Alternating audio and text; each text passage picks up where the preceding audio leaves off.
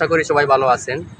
আজকে আরও একটি গুরুত্বপূর্ণ বিষয় নিয়ে আপনাদের সামনে হাজির হলাম। সেটা হলো আপনারা যারা ভারতে আসবেন, অর্থাৎ পর্তুগাল হোক বা বিভিন্ন দেশের এম্বাসি ফেস করার জন্য মেডিকেল ভিসা অথবা ডাবল এন্ট্রি ভিসা নিয়ে এই দেশে প্রবেশ করবেন।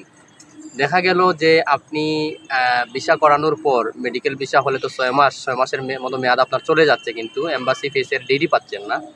অথবা ডাবল এন্ট্রি ভিসা করার পর 3 মাস চলে যাচ্ছে, কিন্তু আপনি ডেট পাচ্ছেন না। আমরা জানি বর্তমান সময়ে বাংলাদেশে ভারতীয় ভিসা করানো খুবই এক্সপেন্সিভ, খুব টাকা দিয়ে করাতে হয়, সেটা আমাদের সকলেরই জানা। তারপরও ভিসার রেশিওটা তেমন একটা ভালো না। তারপরেও যারা পান, দেখা গেছে আপনাদের সময় চলে যাচ্ছে, কিন্তু এম্বাসি ডেটে না পাওয়ার জন্য আপনি একদম ভিসার মেয়াদ শেষ হওয়ার শেষ মুহূর্তে আপনি প্রবেশ করতেছেন। সেক্ষেত্রে আপনাদের যেগুলো করণীয় আমি সেই বিষয়ে বলতেছি। প্রথমত হচ্ছে এখানে আসার পর এম্বাসি ডেট না পেয়ে যখন আপনি ভারতে প্রবেশ করবেন, তখন দেখা যায় যে এখানে আসার পর অনির্দিষ্টকালের জন্য আপনাকে থাকতে হয়। দেখা গেছে কারো 3 মাস, 4 মাস, 6 মাস। আমার জানা মতে আমার পরিচিত কিছু লোক আছে যারা 4 মাস, 5 মাস, 6 মাস থেকে এখানে অবস্থান করতেছে।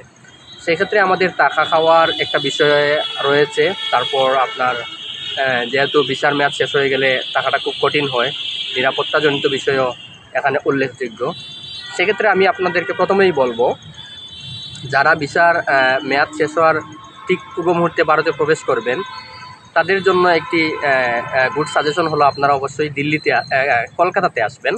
কেন কলকাতাতে আসবেন? কলকাতাতে আপনি মেডিকেল অথবা আপনি ডাবল এন্ট্রি ভিসায় প্রবেশ করার পর এখানে যখন আপনি এফআরআরও আবেদন করবেন, অর্থাৎ আপনি ওভারস্টের জন্য আবেদন করবেন, তো সেক্ষেত্রে এই কলকাতায় আপনাকে 3 মাসের জন্য থাকার পারমিশন দেবে। অর্থাৎ আপনি যে কোনো হোটেল থেকে সি ফর্ম সংগ্রহ করে আপনি যদি এখানে থাকেন, তাহলে আপনি 3 মাস ওভারস্টে করতে পারবেন।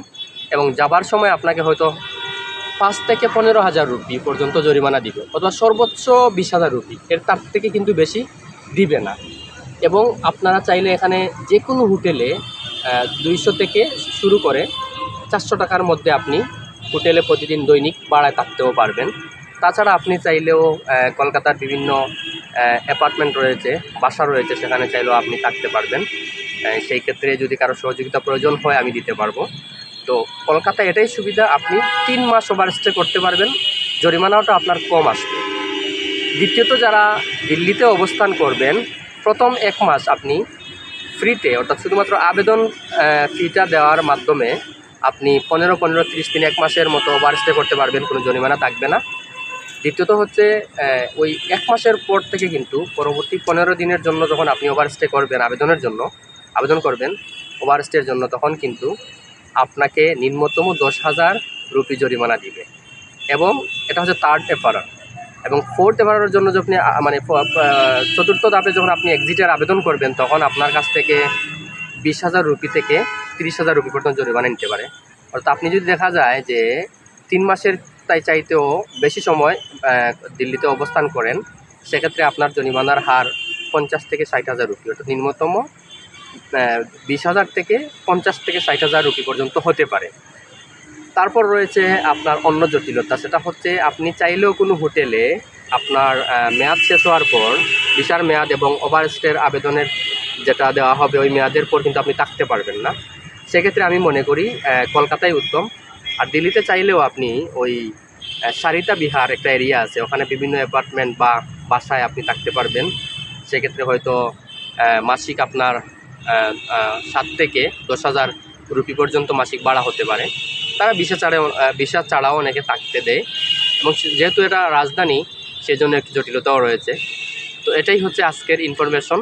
আপনারা আশা করি সবাই বুঝতে পারছেন। আর সবার জন্য দোয়া এবং শুভকামনা রইল। যারা এই পর্যন্ত এই ইউরোপের স্বপ্নে বিভোর হয়ে ভারতে আসতে চাচ্ছেন বা অবস্থান করতেছেন, ধৈর্য ধরুন, হাল ছেড়ে দিবেন না, সফলতা নিয়ে বাংলাদেশে ফিরুন। সবাই ভালো থাকবেন। খুদা হাফেজ।